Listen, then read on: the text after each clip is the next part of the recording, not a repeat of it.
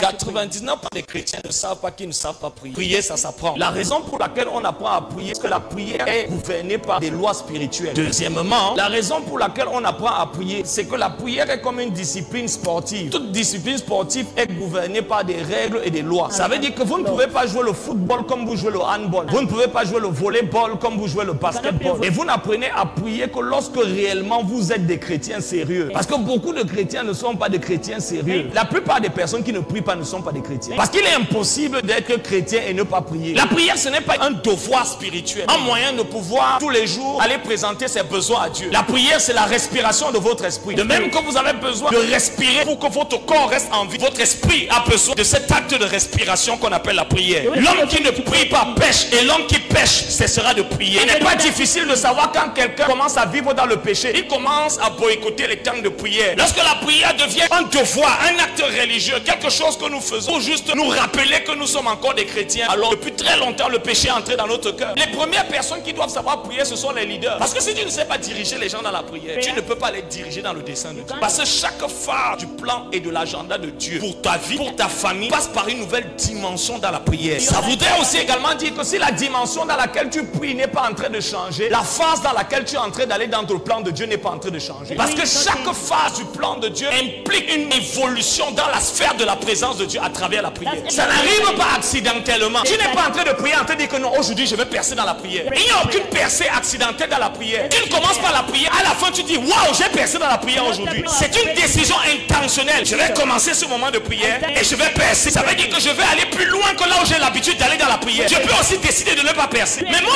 je suis en train de me mentir que je suis en train de prier. La percée, c'est ce qui est en train de se passer dans ton esprit. De quelle manière ton esprit est en train d'aller d'un niveau de la présence de Dieu à un niveau de la présence de Dieu. La percée, ce n'est pas ce que tu dis. La percée, c'est ce que tu vis. Pendant que tu es en train de dire ces choses, la percée, c'est comment ton esprit est en train de plus en plus d'entrer dans la présence de Dieu et de laisser la sphère des hommes. La percée, c'est cette dimension de la présence de Dieu dans laquelle tu es, où tu es si conscient de Dieu, où tu commences à absorber Dieu, à porter Dieu, jusqu'à ce que tu sois capable d'apporter Dieu dans tes circonstances. La percée, c'est cette dimension de la présence de Dieu dans laquelle tu entres, au point où tu absorbes Dieu, portes Dieu et es capable d'apporter Dieu. Tu entres, tu absorbes, tu portes et tu apportes Dieu. Donc il n'y a pas de percée sur la base de ce que tu dis. Votre éloquence peut grandir dans la prière, mais sans que votre prière ne soit la prière. Parce que la prière n'est pas une question d'éloquence. Ce n'est pas une question de phrases, de théologie, ou la capacité de côté les Écritures. C'est la capacité d'entrer dans la sphère de Dieu, de rencontrer Dieu, de recevoir Dieu et d'amener Dieu. Donc la question quand tu as fini de prier, c'est est-ce que tu es entré dans la sphère de Dieu? La question n'est pas qu'est-ce que j'ai dit dans la prière, mais qu'est-ce que j'ai vécu lorsque j'étais en train de prier? Qu'est-ce que Dieu m'a dit lorsque j'étais en train de prier? Qu'est-ce que j'ai expérimenté lorsque j'étais en train de prier? Qu'est-ce qui a été enlevé? Qu'est-ce qui a été brisé? Qu'est-ce qui a été imparti? Qu'est-ce qui a été apporté? Et avec quoi je suis sorti de la réalité de Dieu après la prière? Parce que beaucoup croient que prier c'est parler à Dieu. Tu peux parler à quelqu'un qui a des kilomètres, mais ça ne veut pas dire qu'il est en train de t'écouter. Tu peux me parler même depuis chez toi, mais le seul endroit où je peux te répondre c'est chez moi. Donc Dieu ne nous répond pas chez nous, Dieu nous répond chez lui. Lorsqu'il s'agit de la prière, Dieu ne nous répond pas dans la chair, Dieu nous répond dans sa présence. Ça veut dire qu'aussi longtemps que l'homme prie dans la chair, il n'a aucune conscience de Dieu. Comment tu sais que tu pries dans la chair? Parce que dans la chair, tu es conscient de la chair, tu es conscient de ton âme, tu es conscient de ta douleur, tu es conscient de toi et tu n'es pas conscient de Dieu. Lorsque tu es dans la présence de Dieu, comment tu le sais? Tu sais d'être conscient de toi, tu sais d'être conscient de ta peur, tu sais d'être conscient de ton problème, tu sais d'être conscient de tes pensées, tu sais d'être conscient de ta douleur, tu commences à être conscient de Dieu, de sa puissance, de sa voix et de son autorité.